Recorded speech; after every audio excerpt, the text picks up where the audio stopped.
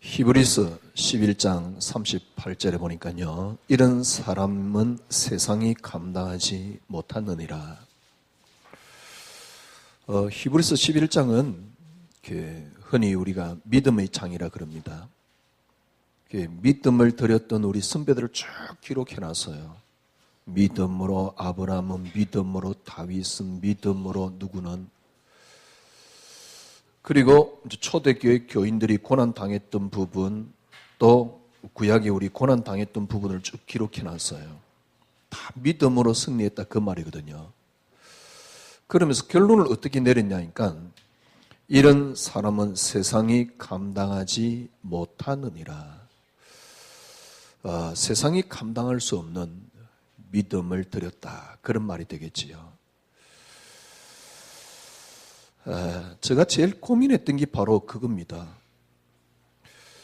저는 어릴 때부터 교회를 다녔지만은 진짜 내가 하나님을 제대로 믿어본 적이 있는가? 옛날에는 그 생각을 못했어요. 왜냐하면 내가 믿음 없다는 생각을 안 해봤기 때문에요. 그런데 목회를 하고 한 20년쯤 지나서 과연 요셉이 내게 해당이 되느냐? 근데 참 억울하게도요, 자세히 보니까 정말 요셉하고 저하고는 전혀 상관이 없어요. 그러니까 그때서 저는 정신을 차린 겁니다. 도대체 내가 믿는 예수는 누구지? 그러면 도대체 나는 뭘 믿고 있는 거지? 진짜 그때 정신이 번쩍 들더라고요. 도대체 뭘 믿고 있는 거지? 근데 그 계기가 됐던 게 멀리 가려면 함께 가자라는 그 책을 읽고입니다. 그 책을 읽고 왜 예수가 이 정도의 삶을 내게 살 수 있는 능력이 안 되지? 그럼 도대체 내가 믿고 있는 예수는 누구지? 이래 된 거죠. 자세히 보니까요, 저만 그런 게 아니고 많은 사람들이 쉽게 말하면 정말 능력 없는 똑같은 삶을 살아가요. 이제서 이제 그 이유를 알겠는데, 교회는 능력 없는 똑같은 삶을 살아가도록 계속 종용하고 있는 겁니다. 조금 강하게 이야기하면요, 지금 시중에 나와 있는 설교를 여러분들이 계속 들으면 10년 뒤에도 똑같습니다. 10년 뒤에 똑같은 정도가 아닙니다. 틀림없이 퇴보해 있습니다. 여러분 믿음이에요. 그러니까 믿음이 10년쯤 지나면 더 생겨야 되는데 반대가 딱 되어 있어요. 그러니까 딱 생활 모습은 어떠냐? 교회를 열심히 다니는 종교인으로 딱 바뀌어 있는 거예요. 저는 어떤 생각이 드냐니까, 정말 예수가 왜 이렇게 능력이 내게 없을까? 지금 생각해 보면 그렇게 능력 없는 예수로 제가 만들었어요. 그렇게 능력 없는 복음으로 제가 만든 겁니다. 지금 생각하면요, 너무너무 억울해요. 왜냐니까 예수는 그런 분이 아니었어요. 복음은 그런 게 아니었어요. 그런데 많은 사람들이 복음 이야기를 합니다. 여러분은 어떻게 이해할지 모르지만은 제가 왜 웃음을 짓냐면, 진짜 설교 들으면 괜찮아요. 유창해요. 그리고 매력이 있어요, 그 설교는요. 그런데 그런 설교를 듣고 있는 한 여러분의 믿음은 반드시 퇴보됩니다. 그 설교가 여러분의 믿음을 퇴보시키고 있다는 사실. 여러분들은 잘 모를 겁니다. 어떤 분은 저 메시지를 계속 듣다가 똑같은 이야기 하네? 그러면서 안 듣는 분도 있는데, 저 설교를 계속 들으란 말이 아니에요. 분명한 것. 좀 제가 보기에는 똑똑한 친구 같은데도, 왜냐니까 저 설교 계속 듣다가 안 들어요. 못 듣겠다, 이제 이런 말이거든. 제법 똑똑한 친구 같은데. 근데 왜냐니까 뭐 저 설교 들으면 늘 뭐 똑같은 이야기 같으니까. 그런데 분명한 것 한 가지. 어떻게 그렇게 목사님 확신 있게 분명하다고 이야기합니까? 틀림없습니다. 저는 경험을 해봤기 때문에 그래요. 이게 이론 같으면 제가 설명을 이렇게 굳이 계속 할 필요 없지만 저는 경험을 해봤다니까. 김경태, 네 경험이 무조건 다 맞느냐? 그런 거는 아닐 수도 있습니다. 그러나 많은 사람을 저는 봐왔고 지금도 보고 있습니다. 그래서 맞아요. 제가 경험했던 게. 뭐가 맞느냐? 복음이라고 말하는 설교를 여러분이 계속 듣고 있는 한, 혹시 여러분이 계속 듣는 한 절대로 믿음 안 자랍니다.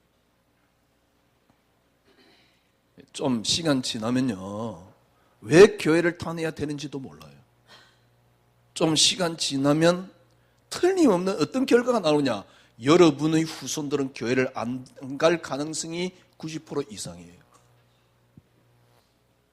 엄마가 믿는, 아버지가 믿는 그 하나님은 내가 믿고 싶지 않은데요, 뭐. 교회 가서 목사님이 말하는 그 하나님은 내가 믿고 싶지 않다니까?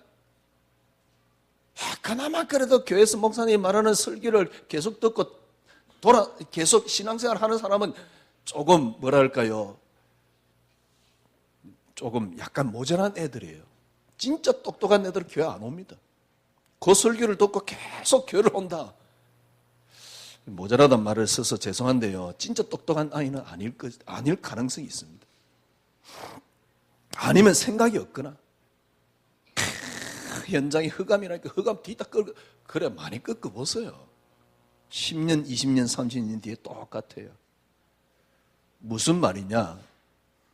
정말 여러분에게 믿음이 안 생긴다면 믿음이 여러분에게 여러분들이 믿음이 생기지 않는다 그러면 그럼 무슨 소용이 있습니까?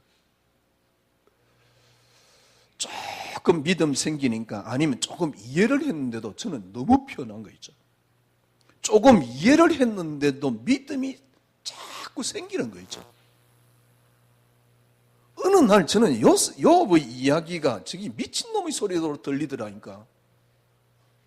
진짜 미친놈의 소리지. 10명의 자녀가 다 죽었는데 헛소리를 해요. 공수래, 공수가. 어디 가서 불교에서나 듣는 이야기예요. 그래서 교회에서는 상상치도 못하는 이야기예요. 이론은 그렇다니까. 이론은 그래 빈손으로 왔다 빈손으로 가지. 그런데 실제적으로 그러지 않아요. 그래서 진짜 여러분이 확인해 봐야 됩니다. 물론 이제 여러분이 다 정리됐고 확인이 됐겠지만은 확인이 됐으니까 여러분이 이 자리에 있겠지만은 여러분 진짜 확인해 봐야 됩니다. 여러분들이 정말 복음을 갖고 있느냐. 그게 여러분이 확인돼야 돼요. 주님께서 묻습니다. 사람들이 나를 누구라 그러느냐? 예, 엘리야라 그럽니다. 예레미야라 그럽니다. 그때 주님이 또 묻습니다. 너희들은 나를 누구라 그러느냐? 주님 묻습니다. 사람들이 복음을 뭐라 그러더냐? 그렇습니다. 사람들이 복음을 뭐라 그럽니까? 창세기 3장 문제 해결하신 그리스도의 죄 문제, 사단 문제, 하나님 떠난 문제 해결하신 그리스도, 그 그리스도가 틀렸다는 말이 아닙니다. 맞습니다. 예, 맞습니다. 그 창세기 3장 문제 해결하신 그리스도. 그렇습니다. 그거는 변할 수 없는 진리입니다. 그게 생명입니다. 그거로 말미암아 나는 구원받았습니다. 그런데 구원받은 내가 왜 이렇게 무기력하지요? 정말 내가 복음 가진 게 맞습니까? 아니면 복음을 알고 있는 겁니까? 아니면 복음에 내가 잘 될 수 있다라는 의지를 드린 겁니까? 아니면 그게 진짜 복음 맞습니까? 저는 제가 가진 복음을, 제가 깨달은 복음을 한 번도 의심해 본 적이 없어요. 그런데 희한하죠. 시간 지나면 지날수록 제가 가진 복음은 저에게 무기력해요. 노예로 팔려갔는데 하나님을 원망할 생각 자체, 그 다음에 노예로 판 형들을 원망할 생각 자체를 안 해요. 그게 그냥 정말 가능할까? 절대 불가능. 누가 나를 욕을 해요. 욕을 하는 정도가 아니라 죽이려고 해요. 그 사람을 끝까지 사랑하는 거 있죠. 다윗. 그게 정말 가능합니까? 절대 불가능하지. 어떻게 나를 죽이려고 하는 나를 욕하는 걸 가만둡니까? 제가 지난주에도 간증했잖아요. 제가 뭐라 할까요? 어려움을 당한 건 아니고 너무 쪽팔리는 일이 있었어요. 그러니까 진짜 그 나를 너무 쪽팔리게 만들었던 그 사람 집에 가가지고 정말 불질러 버리고 싶더라니까. 불질러 버리고 싶다는 말은 무슨 말입니까? 죽이고 싶다 그 말이에요. 목사인 내가, 늘 복음 이야기하는 내가, 그래 그건 흑암이야. 아무리 꺾어도 분이 안 꺾여. 그거는 사단이야. 아무리 꺾어도 내게 있는 분은 안 꺾여. 왜? 나는 세계 복음화해야 될 목사니까. 자, 포장은 얼마나 거창스럽습니까? 세계 복음화해야 될 나요. 그래서 내가 비행기 타면 절대 비행기는 안 떨어져. 애들 말로 지랄하네. 내가 비행기 타면 절대 안 떨어져. 왜? 난 세계 복음화해야 되니까. 그러니까 어떤 면에서 그러니까요. 누가 나를 욕하는 그걸 못 참아내는 겁니다. 그런데 여러분 다윗 보세요. 욕을 할 정도가 아니라니까. 아니 백성들이 다윗을 좀 더 사랑하네? 그러면 정말 제대로 된 지도자 같으면 그 사람을 감싸줘야 될 텐데 그때부터 이걸 죽이려고. 왜냐니까 정적이 된 거예요. 요 놈이 있는 한 자기 아들을 왕으로 세울 수가 없어요. 그래서 생을 걸고 죽이려고 하는 겁니다. 그러면 어떻게 되겠습니까? 지금 여야 싸우듯이 이제 피 튀게 싸워야 돼요. 근데 싸우지도 않아. 다 양보해. 철저하게 양보해. 어느 정도냐? 그 사람을 끝까지 사랑하는 거 있죠. 이런 지도자가 나올까요? 솔직한 여러 크리스찬들, 수많은 목사님들 이런 지도자 될 가능성이 있습니까? 위치에 올라가면 그거 누리기에 바쁘지. 그래서 누가 자기 자리를 안 알아주면 그게 서운해가지고. 그게 총회감의 현장이요, 목사님들의 현장이라니까. 남 성토하기 위해서 제가 하는 이야기는 아니고요. 어느 날 제가요, 정말 여러분들이 한 해 딱 이렇게 지내면서요, 정말 내가 복음 갖고 있습니까? 사람들이 복음을 뭐라 그럽니까? 그래, 창세기 3장 문제 해결한. 정말 맞습니다. 그게 틀렸다는 말은 아닙니다. 그렇게 알고 있는 복음은 전혀 능력이 없다는 사실입니다. 그러니까 전혀 내게 능력이 없다. 글쎄, 그건 어떤 면에서는 죽은 복음입니다. 복음이 죽었을 수가 있겠습니까? 하여튼 그래요. 애가 태어나가지고 1살쯤 되면요, 그때부터 기고, 그 다음에 이제 걸을 준비를 하고 아니면 그 뜬가 이래야 돼요. 1년 다 된다, 발랑 들어두고 아무 꼼짝도 안 한다. 틀림없이 보통 문제 있는 아이가 아닙니다. 이마트를 제가 한번 갔다 오는데요, 어떤 아이가 이제 아버지하고 이제 실험을 하고 있는 겁니다. 아마 이제 그 이마트 안에 들어가가지고 뭘 사고 싶은데 아버지가 이제 안 된다 그랬나 봐요. 그러니까 이제 이 아버지가 하도 이 아이가 뭐라 그럴까요? 이제 땡깡을 부리니까 한 4살쯤 되어 보이던데요. 이제 데리고 나온 겁니다. 하도 애가.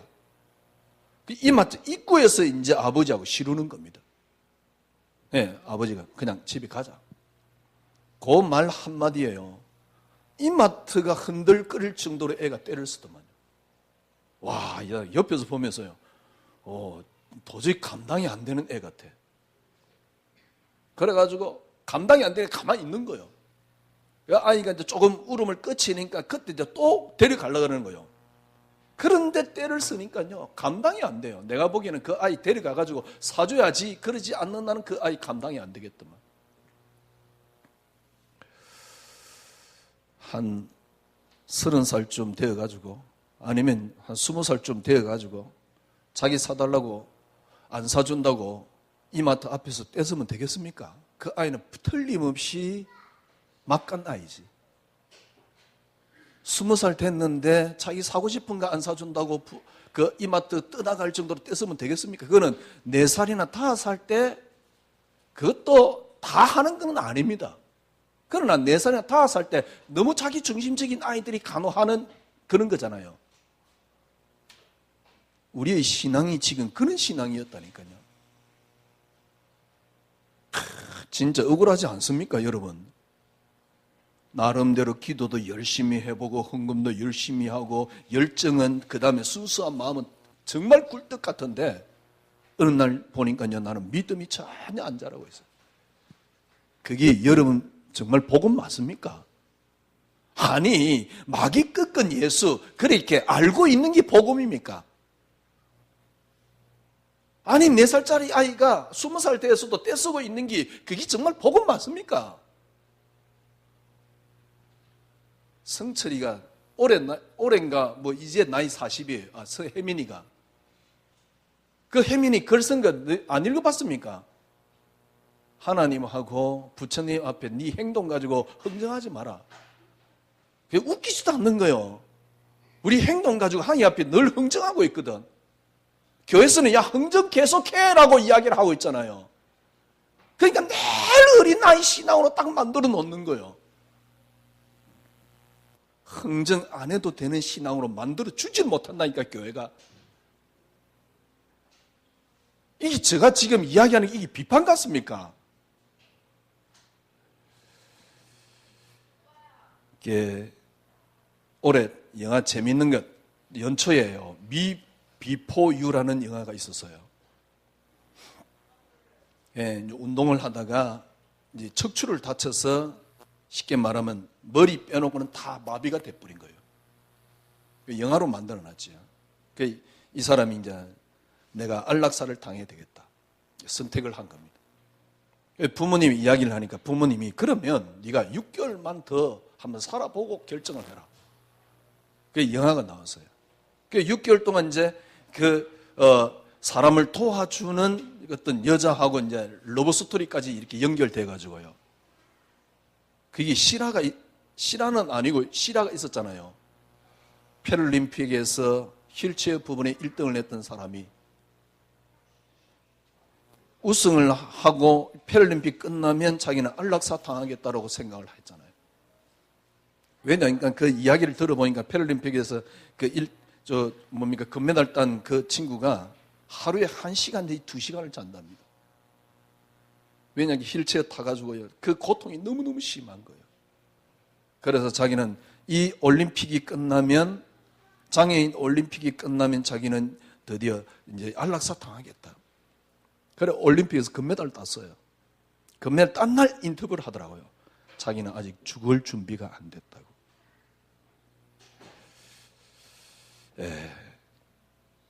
여러분들이 정상적이면 그냥 이렇게 다니면 돼요. 살면 돼요. 근데 멀쩡하게 아무 이상이 없는데도 아무 움직일 수 없는 사람이 돼 있다고 생각을 해보십시오. 지금 우리 신앙이 그렇다니까. 신앙이 4살짜리 아이가 이마트 앞에 떼쓰는 신앙이라니까. 수준은 4살이에요. 신앙생활은 30년 했는데 수준은 4살이라니까. 아니, 그냥 떼 안 쓰고도 응답 받을 수 있는 길이 있는데도 불구하고 교회는 뭐라니까, 너 떼서 봐 그러고 있다니까. 그래가지고 아주 어린 나이 신앙으로, 바보 같은 신앙으로 이렇게 교회는 끊임없이 성도들을 만들어내고 있는 겁니다. 왜냐하면 어느 날 저 모습이에요.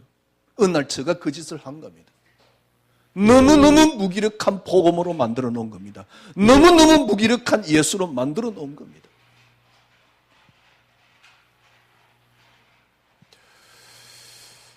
이제 생각하니까요, 정말 여러분들이 가진 복음이 뭡니까? 진짜 복음을 가졌다면, 정말 내가 복음을 가진 게 맞다면 요셉의 신앙이 너무 당연해요.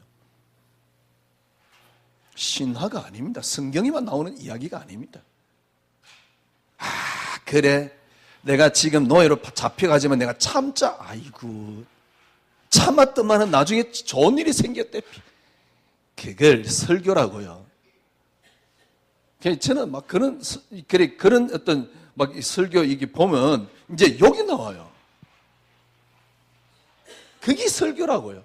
지금도 똑같은 설교를 하고 있다니까. 내가 보기에는 20년 뒤에도 똑같을 건데 이빨 다 빠져가지고 또 그 소리 하고 있을 겁니다. 근데 문제는 뭐냐? 성도들의 신앙이 꼭 뭐랍니까? 종교인도 상종교인이에요. 내가 잘 되기를 바라기 위해서 진짜 불신자들한테 타협조차도 양보조차도 할 수 없는 이상한 인간으로 만들어 놓는다니까. 그게 교회라고요. 그게 신앙이라고요. 조금 또 서론에 괜히 쓸데없는 너무 이야기를 했는데 여러분이 가슴에 한번 생각을 해봐야 됩니다. 정말 내가 복음을 가졌는가? 주님 묻는다니까요. 사람들이 복음을 뭐라 그러냐? 그래, 창세기 3장 문제 해결하신 그리스도 복음이라 그럽니다. 그럼 너는 복음이 뭐냐 말이요? 창세기 3장 해결했는데, 그 지식으로 알고 있는데 어찌 됐는데? 그래서 우리가 기도해? 그래서 우리가 전도해? 전혀 무기력한데, 어린아이 신앙과 같은데. 그래서 여러분에게 묻는 겁니다. 사람들이 너는 복음을 뭐라고 생각하느냐? 한 해를 지내면서요, 여러분이 가진 복음이 뭡니까? 그러면 목사님이 지금 강단에 서가 있는데 어떤 면에서는 이렇게 대언자 비슷하게 지금 메시지를 하고 있는데 대언자는 아니고 설명을 하는 거죠. 가르친다라고, 이제 가르친다라는 표현이 맞지요. 이게 정명석이 이렇게 네이버 쳐서 들어가 보면요, 그 음함은 그 미친놈 같은 교주가요, 뭐라 그랬냐니까, 이제 교파에 있는 사람이겠지요. 이 하나님에 대해서, 예수님에 대해서 너무 잘 가르친 선생님으로 표현해놨더라고. 제가 여러분에게 이렇게 설명을 하는, 이제 이 복음을 가르친다는 것도 좀 교만 같고요. 설명을 하는, 하여튼 간에, 저보고, 목사님이 오늘 복음이, 여러분이 복음을 정말 가졌냐라는 질문을 했는데, 복음이 뭡니까? 어떻게 제가 설명을 할 수 있냐면, 저는 한마디로 한마디로 딱 이렇게 결론을 내리라 그러면 이렇게 설명을 하고 싶어요. 그리스도 한 분만으로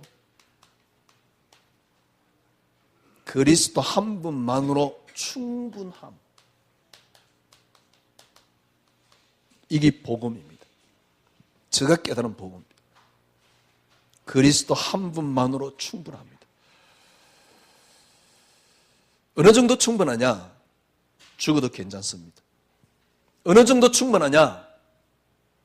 오늘 아침에 자녀가 다 죽어도 괜찮습니다. 그리스도 한 분만으로 충분함. 정말 이게 여러분, 저보고 복음이 맞다면 이게 힘입니다. 그리스도 한 분만으로 충분함. 이 말은 무슨 말이냐?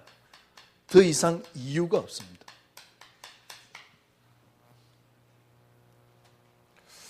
어떤 면에서는 모르겠습니다만은 부부 사이에도 이유가 있으면 이제 부부는 문제가 생기는 것 같아요.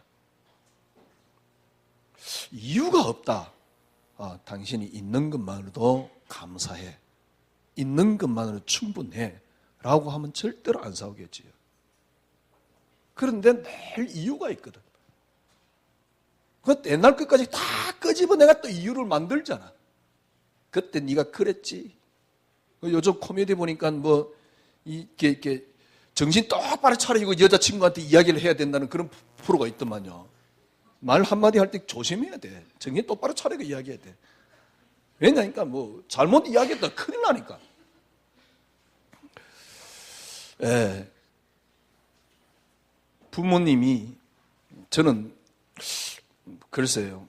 저 입장에서는 어릴 때 이렇게 부모한테 좀 받은 상처가 있다. 그건 옛날 이야기지요. 부모님 뭡니까? 부모님에게도 이유가 없습니다. 부모님이 계신 것만으로도. 그러면 아무 문제 없어요. 이유가 없는 겁니다. 이유가 있으니까 힘이 드는 거예요. 그런데 그러면 왜 이유가 있습니까? 전부 다 나라는 관점으로 보기 때문에 그래요. 그래서 자꾸 이유가 생기는 겁니다. 왜 기도합니까? 이유가 있으니까. 이유가 없으면 기도할 이유가 없지요. 그러니까 우리는 하나님 앞에 늘 이유를 달고 있는 겁니다. 여러분들이 진짜 내가 복음, 글쎄요, 주님께서 네가 뭐랄까요? 네가 나를 누구라 생각하느냐? 네가 복음을 정말 가졌느냐? 복음이 너에게 뭐냐? 라고 묻는다면 그리스도 한 분만으로 충분합니다. 그 충분하면 어떤 이유도 없습니다. 지금 교회가 신앙생활을 왜 그렇게 무너뜨려 놨느냐? 전부 다 이유를 달아놨어요. 참 보세요. 진짜 바보 같은 짓거들 하고 있거든요. 혜미는 뭐라 하냐니까 하나님하고 네 행위를 가지고 하나님과 부처님 앞에 흥정하지 마라. 교회는 뭐라 그러냐니까 너 열심히 해봐. 그러면 하나님 역사하실 거야. 내 행위를 가지고 하나님 앞에 흥정하라고 자꾸 가르쳐요. 좋습니다. 뭐 행위를 하면 하나님이 축복해 주실 수도 있겠지요. 문제는 뭐냐? 이유가 납니다.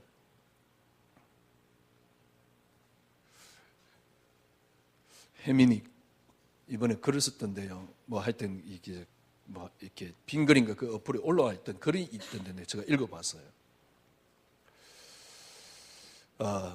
부모님 때문에 우는 게 아니고 나 때문에 운대요. 돌아가시면. 그래서 다 나라는 것을 갖고 있다는 거예요. 그래서 사람은 그걸 못 벗어난다는 겁니다. 그렇기 때문에 너무 눈치 보지 말고 네가 하고 싶은 것 하라. 뭐 이런 식이에요. 전부 다 나라는 관점으로요. 모든 것이 나라는 관점으로.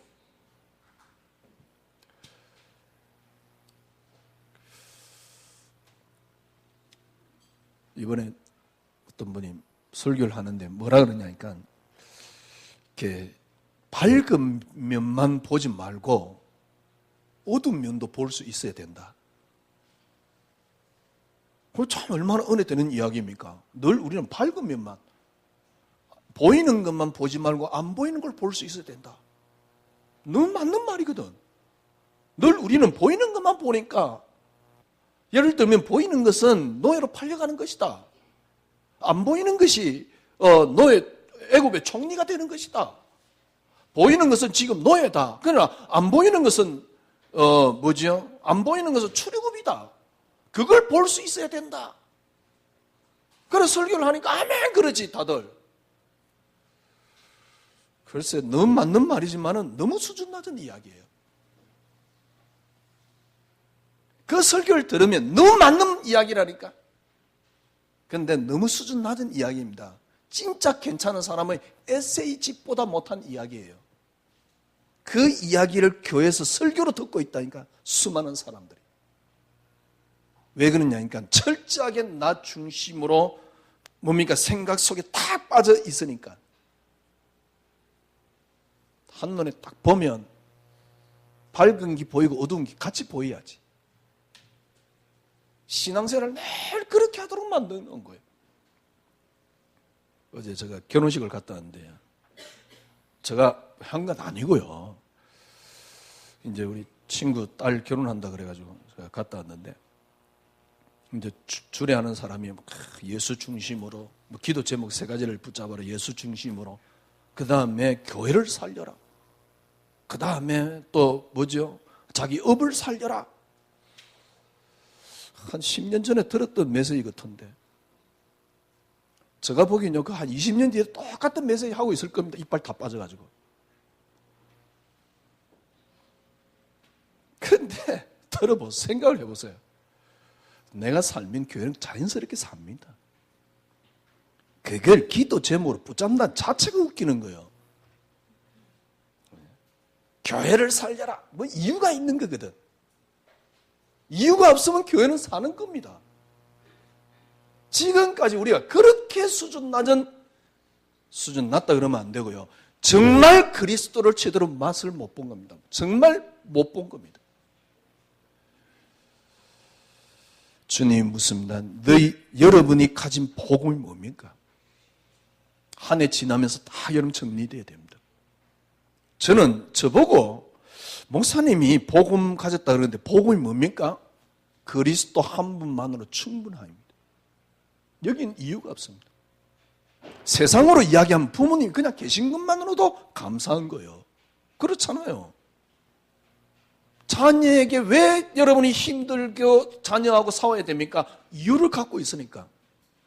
근데 자녀가 있는 것만으로도 감사해 보세요. 이유가 없으면 자녀도 살고 여러분도 산다니까. 나도 공부 시원찮게 했으면 너 공부 잘해가지고 성공해라. 왜 그러냐니까 그래야지 네가 잘 살 수 있으니까. 좋은 의미. 그래야지 내가 덕을 볼 수 있으니까. 나쁜 의미. 아니면 자기 가지고 있는 상처 가지고 자녀들을 그렇게 할 때 경우도 너무 많잖아요. 이유가 없으면 서로 편한데 전부 다 이유를 갖고 있는 겁니다. 여러분, 그리스도 한 분만으로 충분함.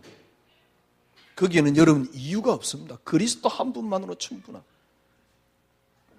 틀림없습니다. 여러분이 이유가 없어져 버리면, 지금까지는 이유 때문에 안 됐다니까. 그래서 나라는 관점입니다. 지금까지 계속 메시지가 나를 내려놓아라 그 말이에요.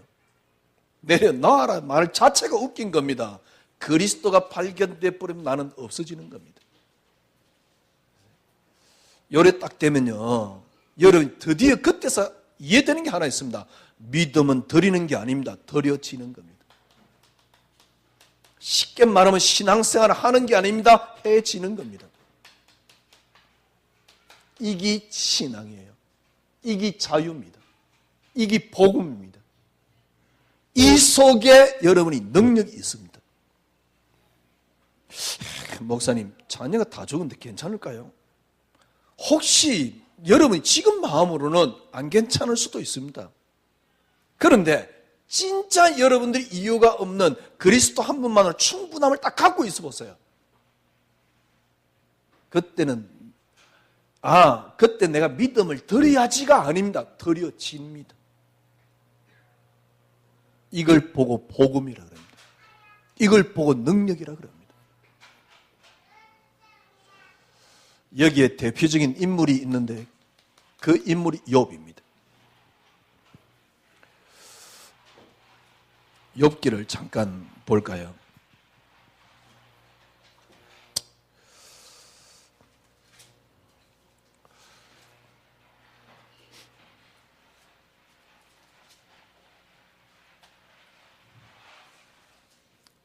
욥기 1장을 보세요. 1장 11절. 이제 하나님이 사단이 지나가는 걸 보고 뭐라고 하냐니까, 야, 내가 가장 이렇게 제대로 된 욥을 네가 아느냐? 이제 그렇게 물어본 겁니다. 하나님이 욥 보고 뭐라 하냐니까, 진짜 온전하여서 정말 하나님을 잘 섬긴다. 이제 그 욥을 보고 한 말이지요. 그러니까 11절에 사단이 뭐라 그러냐니까, 주의 손을 펴서 그의 모든 소유물을 치소서. 그리 하시면 틀림없이 주를 향하여 욕하지 않겠나이까. 모든 사람들. 쉽게 말하면 지금 신앙생활하고 있는 모든 사람들의 이야기입니다. 하나님이 손을 펴서 그의 소유물을 다 건드려 보세요. 그러면 틀림없이 하나님 욕할 겁니다. 제가 보기엔요, 기독교인 99.9%가 그럴 겁니다. 그러니까요, 하나님 뭐라 그러냐니까 12절입니다. 여호와께서 사단에게 이르시되 내가 그의 소유물을 다 네 손에 맡기노라. 그래가지고 그의 소유물을 다 치는 겁니다. 여러분, 하나님이 지금 소유물을 치는데 하나님이 소유물을 치는 게 아니고 누가 대지치는 겁니까? 마귀가요, 사단이요. 사단, 이런 관점으로 보면 사단 그만 꺾어야 돼. 이해됩니까? 이런 관점으로 보면 사단 꺾을 이유 없다니까요. 하나님이 요업의 소유물을 치는데 누가 치느냐니까 하나님의 명령하에 사단이 치는 겁니다. 이때 요업의 이야기를 들어보세요. 요업이 뭐라 합니까? 19절입니다. 그 친 들에서 큰 바람이 와서 집 내 모퉁이를 치며 그 청년들 위에 무너짐으로 그들이 죽었나이다. 지금 이제 그 종이 와서 요업에게 보고하는 내용입니다. 막 바람이 확 불어가지고 내 모퉁이를 쳐가지고 집에 있는 청년들이 다 죽었단 말은 아들 10명이 다 죽었다 그 말입니다. 나만 홀로 피하였으므로 주인께 아뢰어왔나이다. 이 정도 딱 되면요, 진짜. 근데 21절 보세요. 이르되 내가, 요업이 하는 말이죠, 모태에서 알몸으로 나와서 온즉 또한 알몸이 그리로 돌아갈지라. 주신 이도 여호와시오 거두신 이도 여호와시오니 여호와의 이름이 찬송을 받을지니라 하고 이 모든 일에 요업이 범죄하지 아니하고 하나님을 향하여 원망하지 아니한지라. 2장 5절 보세요. 또 하나님이 이 사단이 지나가니까 물어본 겁니다. 야, 요업 그렇게 건드려 봤냐? 그러니까 이 사단이 뭐라 그러냐니까 2장 5절에 이제 주의 손을 펴서 그의 뼈와 살을 치소서. 그리하면 틀림없이 주를 향하여 욕하지 아니하겠나이까. 이게 사단의 경험이지요. 제가 보기엔 요쯤 되면 이제 99.999%가 다 하나님 욕하겠지요. 그러니까 지금 요업이 어느 정도냐니까 7절에 사단이 이에 여호와 앞에 물러가서 요업을 치니까 어떻게 됐냐? 그의 발바닥에서 정수리까지 종기가 나게 한지라. 9절에 제 위에 앉아서 질그릇 조각을 가져다가 몸을 끌고 있더니 9절 그의 아내가 그에게 이르되 당신이 그래도 자신의 온전함을 굳게 지키겠느냐? 하나님을 욕하고 죽으라. 이게 보통 신앙인들의 모습입니다. 그 아내가 이제 보통 일반 여자지요. 하나님 욕하고 죽으라. 그러니까 10절입니다. 그가 이르되 그대의 말이 한 어리석은 여자의 말 같도다. 우리가 하나님께 복을 받았은즉 하도 받지 아니하겠느냐. 이 모든 일에 요업이 입술로 범죄하지 아니하니라. 참. 그리고는 이제 친구가 와가지고 요업하고 논쟁을 일으킬 때 요업이 몇 마디 말을 합니다. 그 중에 큰 일이 보니까 하나님께 이런 일이 많이 있다. 또 아니면 하나님이 나를 단련하여 정금같이 나올 것이다. 그건 23장에 나오죠. 또 이 몸 가지고 하나님을 배움는 게 아니고 몸 밖에서 하나님을 배움느니라. 그래가지고 지금 3장에서 38장까지 37장까지 욥하고 그 새 친구하고 계속 논쟁하는 이야기입니다. 그걸 하나님이 다 들으시고 38장 보세요. 욥기 38장입니다. 하나님이 다 들으시고 38장 1절에 보니까 그때 여호와께서 폭풍우 가운데 욥에게 말씀하여 이르시되 무지한 말로 생각을 어둡게 하는 자가 누구냐? 너는 대장부처럼 허리를 묶고 내가 네게 묻는 것을 대답할지니라.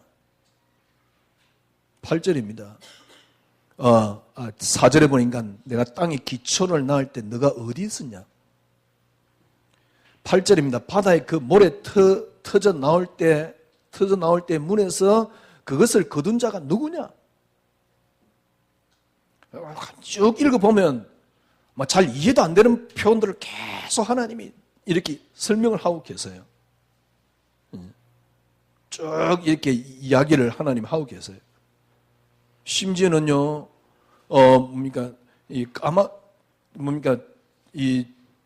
하여튼, 여러 가지 주님이,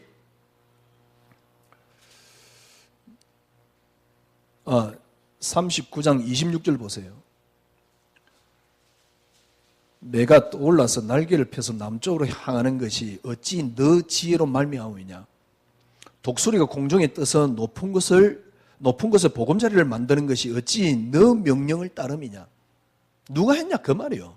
그것이 낭떠러지에 집을 지으며 뾰족한 바위 끝이나 험준한 데 살며 거기서 먹이를 살피나니 그 눈이 멀리 봄이며 멀리 볼 수 있도록 만든 게 누구냐 말이요. 그 새끼들은 피를 빠나니 시체가 있는 곳에는 독수리가 있느니라. 독수리가 그런 시체를 먹고 매들이 그런 험준한 바위 틈에서 살도록 한 게 도대체 누구냐 말이야. 네가 그걸 다 이해하냐 이 말입니다. 욥 보고요. 42장 1절입니다. 이걸 쭉 설명했을 때 욥의 반응입니다. 욥이 여호와께 대답하여 이르되 주께서는 못하실 일이 없사오며 무슨 계획이든지 못 이루실 것이 없는 줄 아노니 무지한 말로 이치를 가리는 자가 누구니까? 나는 깨닫지도 못한 말을 하였고 스스로 알 수도 없고 헤아리기도 어려운 일을 말하였나이다.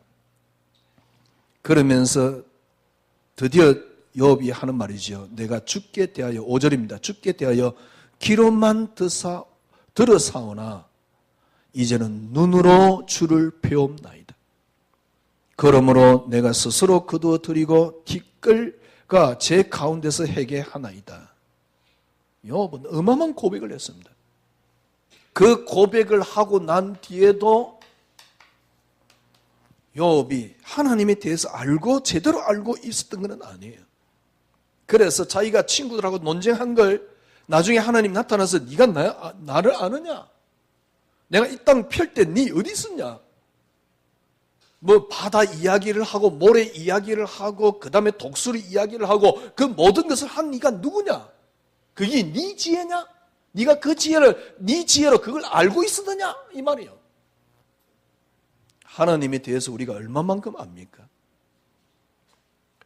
그러니까요, 그때서 욥이 하는 말입니다. 이때까지는 귀로 들었는데 이제 하나님 눈으로 봅니다. 잘 몰랐던 그 부분을 놓고 욥은 해결을 하는 거죠. 너무나도 당연한 신앙이에요. 10명의 자녀가 다 죽었는데 주신 이도 여호와시오 취하신 이도 여호와시오니 여호와의 이름이 찬송을 받으시옵소서.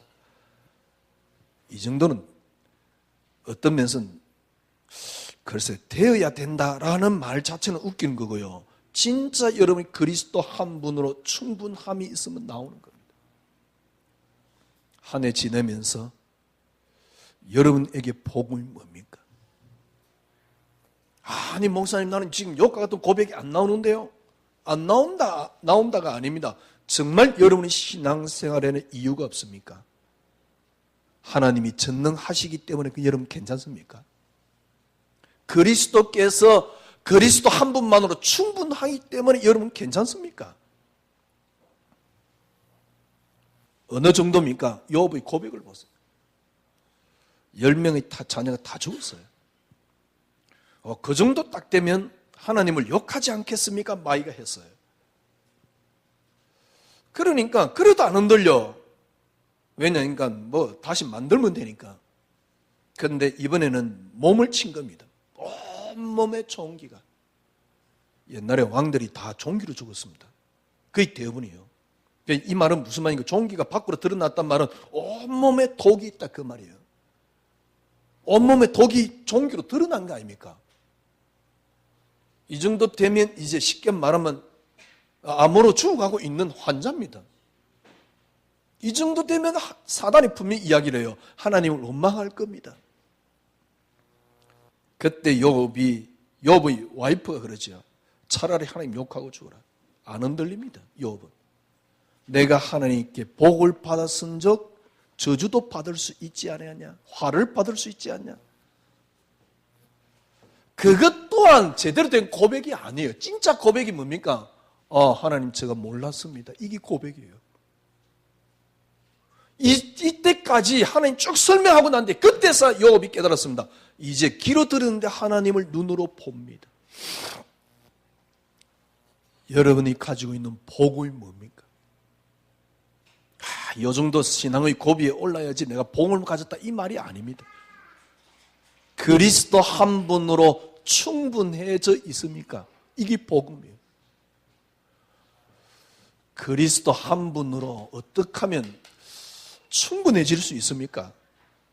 글쎄요. 저는 제가 좀 못된 놈이라 남 욕을 하고 막 그럽니다. 아까 저기도 제가 막 누구 설교한 걸 참 빗대어서 욕 비슷하게 했습니다만은 진짜입니다. 교회를 살려라. 글쎄 20년 뒤에도 똑같은 이야기를 들어야 돼요. 내가 업에 성공해서 교회를 살리고 전도를 하고 내일 모레 숨이 끊어질 때 똑같은 이야기를 해야 돼요. 정말 수준 낮은 이야기예요. 글쎄 이상하게 여러분이 그거 이해 안 됐는지 모르겠어요. 아니 지금 이렇게 좀 어두운 면이 있다. 그러면 나중에 앞에 것만 보지 말고 뒤에 걸 볼 수 있어야 된다. 글쎄 괜찮은 책 이야기 아닌가요? 제가 보기에는 괜찮은 책 이야기 수준도 안 되는 거 아닙니까? 그걸 교회에서 설교라고 들어야 됩니까? 그게 최고로 잘하는 설교라니까? 지금 그러니까 왜 노예 팔린 그것만 보냐? 나중에 총리 될 거 아니냐? 그걸 볼 수 있어야지. 거기에 수많은 사람이 아멘 그러고 있다니까? 그게 최고의 수준의 설교요. 제가 보기엔요, 괜찮은 책 수준도 안 되는 이야기라니까. 그 이야기를 설교로 들어야 된다는 게 억울한 거요. 그 이야기를 설교로 지금 듣고 언약으로 붙잡고 있다는 그 자체가 억울한 거요. 왜? 20년 뒤에 똑같아. 그래서 억울해서 하는 소리입니다. 왜? 제가 복음을 너무 우습게 만들어놨어요. 제가 복음을 짓밟아놨다니까. 교회가 지금 복음을 우습게 만들어놨다니까. 하도 비판 같아가지고 이제 그만 이야기 할까. 진짜 여러분, 저는 이제서 결론을 내리라 그러면 복음이 뭐냐? 그리스도 한 분으로만으로 충분함입니다. 어떤 이유가 없는 겁니다. 이유가 있으니까 여러분이 무너지는 거거든. 그래서 신앙생활은 하는 게 아닙니다. 되어지는 겁니다. 믿음은 뭡니까? 드리는 게 아닙니다. 드려지는 겁니다. 무슨 이렇게 혜민보다 못한 수준의 이야기 가지고요. 네가 언약 붙잡고 기도하면 역사는 난다고. 혜민은 흥정하지 말라 하는데 교회는 흥정하라고. 아유, 그리스도 한 분만으로 충분함. 이게 올 한 해 저 나름대로 결론 내린 복음입니다. 이유가 없습니다. 그리스도 한 분만으로 충분함. 그리스도 한 분만으로 충분함. 이걸 여러분이 어떻게 결론 내릴 수 있느냐? 쉽게 말하면 근원입니다. 어디서 시작했냐 말이에요. 두 편의 설교, 제가 설교 이야기를 했잖아요. 교회를 살려라. 근원만 뒤집어지면 교회는 살아납니다. 그래서 근원을 뒤집어주는 설교를 해줘야지 교회를 살려라. 의지를 자극하는 설교를 해요. 왜냐하면 의지를 자극하는 설교 말고는 할 수 없으니까. 진짜 복음 못 봤으니까. 의지를 자극하는 설교를 한다니까. 그러면 일단 내게 힘이 되잖아요. 내가 교회를 살려야지. 교회를 살려서 뭐 할 건데? 여러분들이 그러니까 그걸 할 수 있도록 만들어주면 돼요. 여러분 자신도 마찬가지입니다. 믿음을 드리는 게 아닙니다. 나오도록 만들어주면 돼요. 신앙생활을 하는 게 아닙니다. 되어지도록 만들어주면 돼요.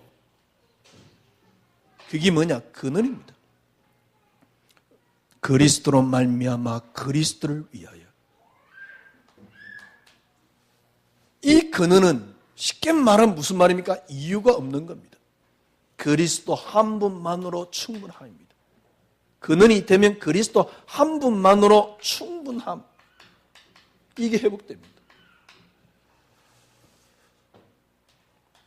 틀림없습니다. 이때서 여러분 깨닫는 게 있습니다. 글쎄요, 저는 지금 욥과 같이 그동안 귀로 들었던 하나님을 눈으로 조금 봅니다.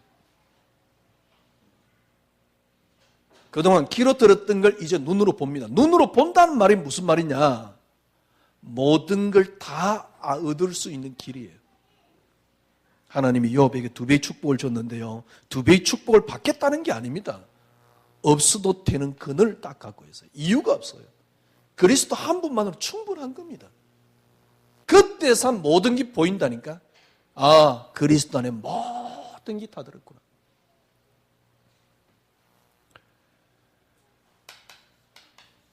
한 해 지내면서 여러분들이 사람들이 복음을 뭐라 그럽니까? 그러면 너는 복음을 뭐라고 생각합니까? 죽어있는 신앙을 끝내야 돼요. 아니, 나이 20살이 돼가지고 이마트 앞에서 자기 안 사준다고 악을 쓰고 있다. 틀림없이 내 심각한 문제 있는 아이입니다. 지금 우리는 그러고 있어요. 신앙생활을. 정말 딱 깨달아버리면 다 들어있는데 내 나라고 난립니다. 가장 큰 문제, 이 복음이 안 되도록 가장 큰 문제, 그동안 계속 설교했던 겁니다. 내 중심적인 사고입니다. 이걸 어떻게 하면 뒤집을 수 있느냐? 이제 이게 관건이거든요. 어떻게 하면 뒤집을 수 있냐? 제가 보기에는 방법이 없습니다. 지금까지 제가 이해한 거는요, 근원입니다. 시작이 그리스도라는 사실. 알고 봤더니 시작이 그리스도 아닙니까? 아니, 이 땅 하나님이 이 땅 창조를 하셨는데 그리스도래. 그가 없이는 창조된 것이 없어요. 그로 말미암아 그를 위하여. 그래서 내가 그리스도 한 분으로 충분한 겁니다. 그리스도 한 분만으로 충분해진 한 주간을 사는 여러분이 되시기를 바랍니다. 기도하겠습니다. 하나님 감사합니다. 복음을 가졌다는 것이, 생명을 가졌다는 것이 저희들은 행복합니다. 저희들이 교회에 와서 앉아있다는 것이 행복합니다. 정말 주님의 이름을 제대로 부를 수 있다는 것이 행복합니다. 그래서 주님의 이름을 이 시간에 다시 높여드립니다. 오늘도 저희 성도님들 속에 가득 찬 그리스도로 한 주간 충분하게 하여 주시옵소서. 예수 그리스도 이름으로 기도드려옵나이다. 아멘.